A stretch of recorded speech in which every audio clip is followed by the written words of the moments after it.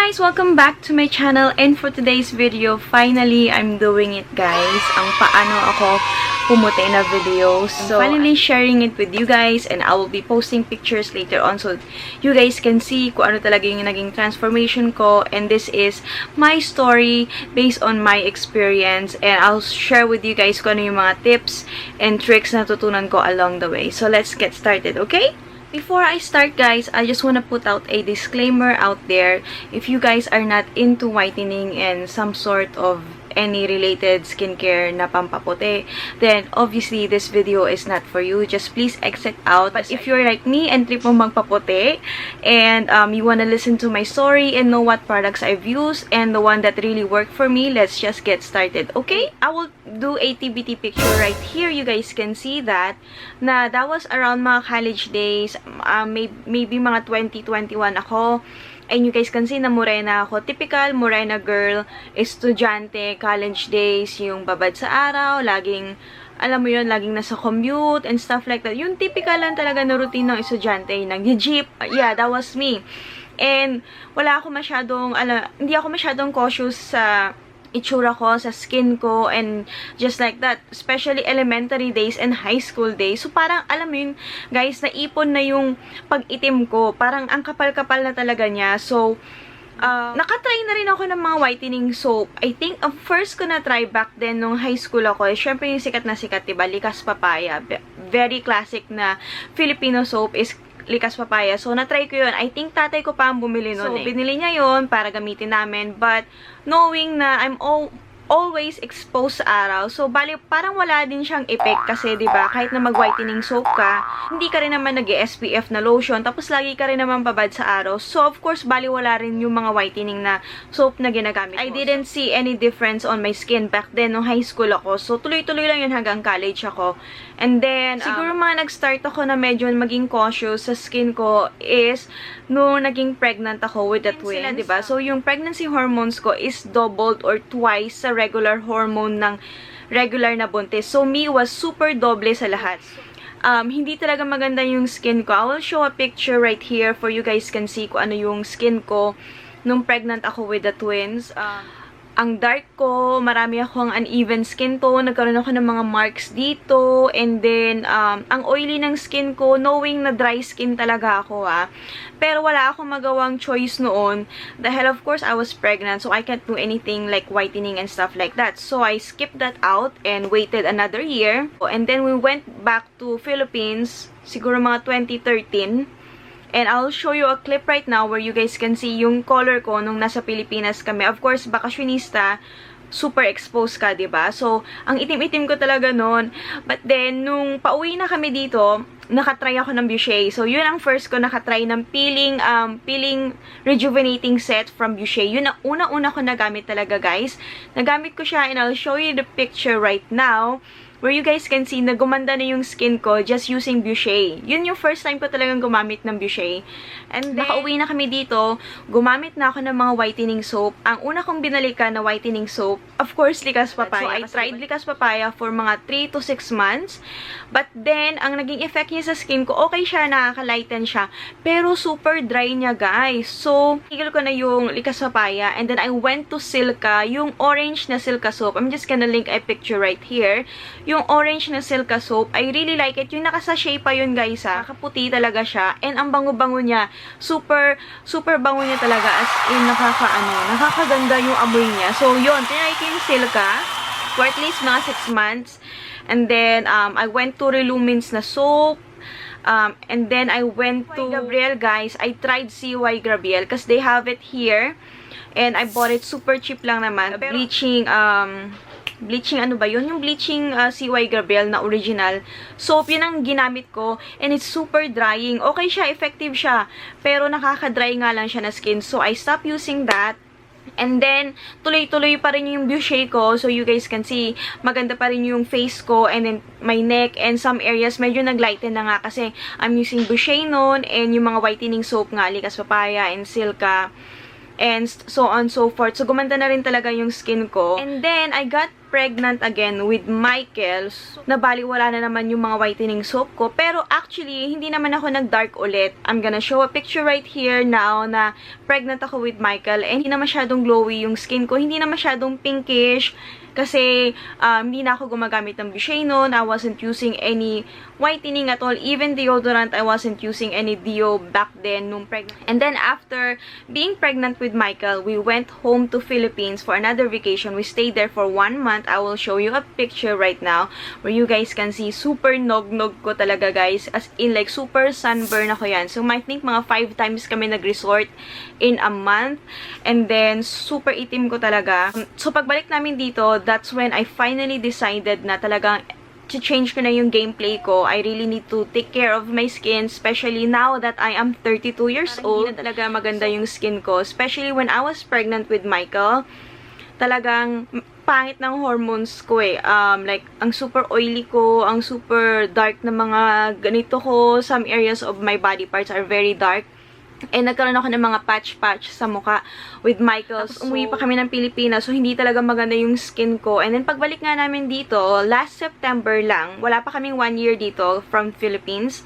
Pagbalik namin dito, that's when I decided to use Kojisan. Kasi guys, very famous naman yung Kojisan. I really like it. Talaga nagbago yung kulay ko. I post a picture.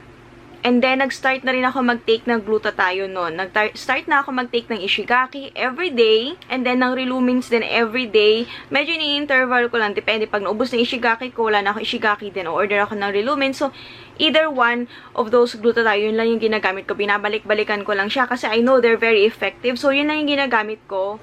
And then, gumamit na ako ng Skin Magical.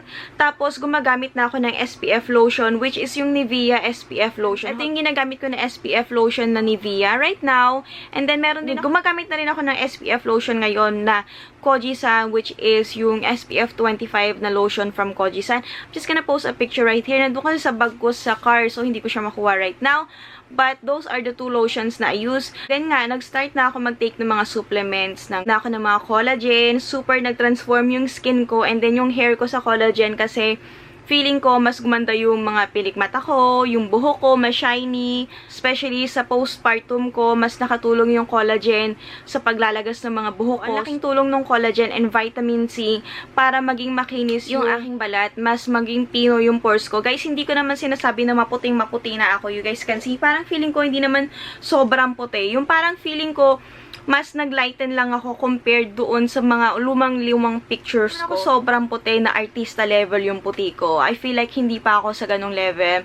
Meron pa rin naman ako ang uneven, especially dito. Yan, yung mga pregnancy mark ko yan, guys, eh. Tapos, syempre, yung mga, yan, oh, diba? Yung siko ko, hindi naman sobrang puti, eh. Ayan, oh, diba? I still have that mga regular na mga may itim na areas. And, okay na naman sa akin yun. And, I'm still, you know, nandun pa ako sa journey na nagpapaganda pa rin tayo ng skin, continuous pa rin yung paggamit natin ng mga whitening stuff and stuff like that. And lately nga, nagumamit ako ng Navarro's bleach and link it down below if you guys wanna see it.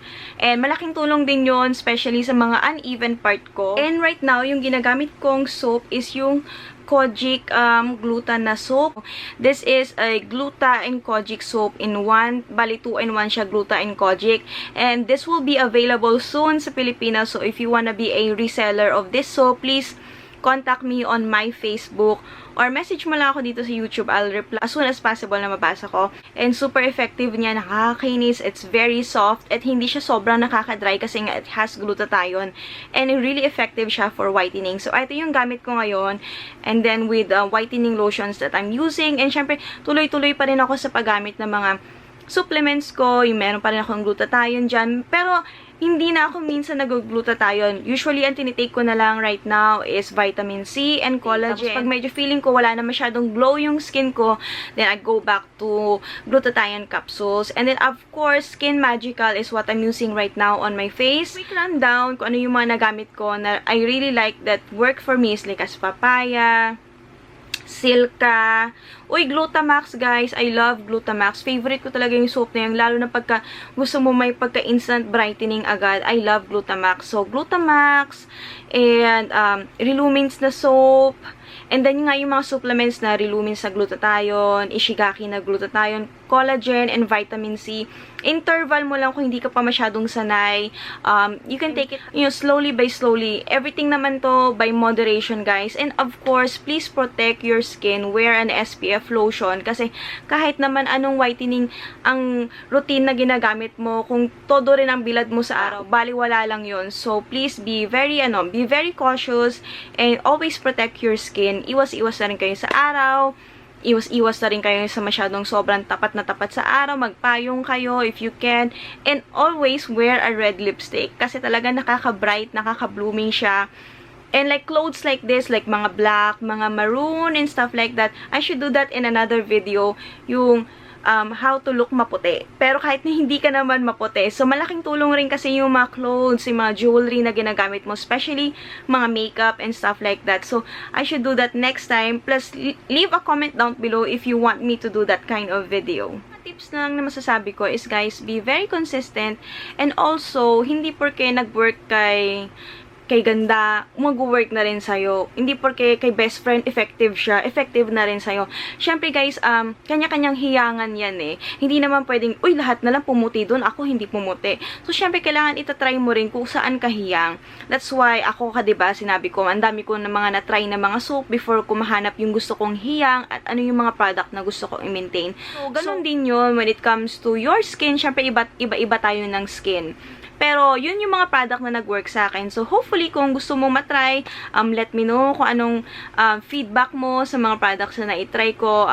Kung effective siya sa'yo, let me know. Also, gusto ko lang na mag-lighten yung skin tone ko, magpantay-pantay, kasi like you guys know, yung experience ko, diba, was from pregnancy and talaga nag-cause siya ng hindi magandang effect sa skin ko. So, yun na naman ang gusto ko, mag-even out, pumantay-pantay, kahit papano. And one day, we're gonna get there. And sa mga tulong ng mga produkto na to, and stuff like that, diba, marami na ngayon available na mga whitening products. So, kayang-kaya na natin ma-achieve yan. Please follow me on my Facebook, on my Instagram, message nyo lang ako. Nagre-reply naman ako, guys.